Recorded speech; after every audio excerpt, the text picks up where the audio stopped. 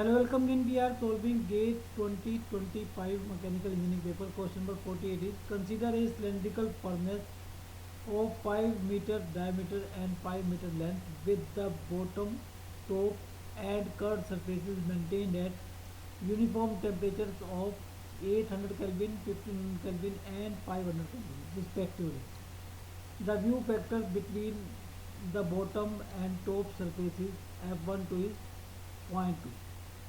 The magnitude of net radiation heat transfer rate between the bottom surface and the curved surface is dash kilowatt, rounded up to 1 decimal place.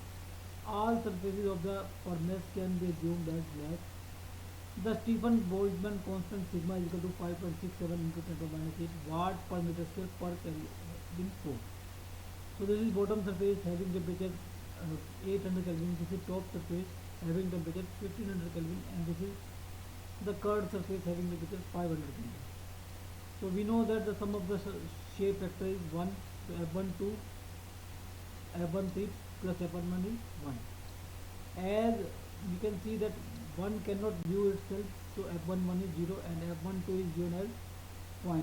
So from this we can calculate F13, putting these two. F13 will come out as 0.8. 1 minus 0.2, 0.8. So now we have to calculate the heat transfer from bottom surface to the curved surface.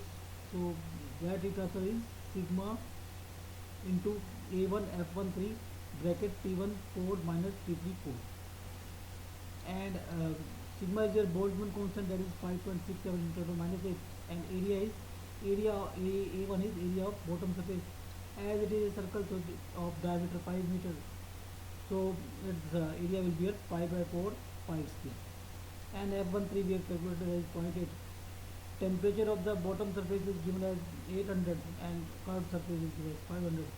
Putting these values we get Q as 308.984.949 watt or 308.984 kilowatt is the answer.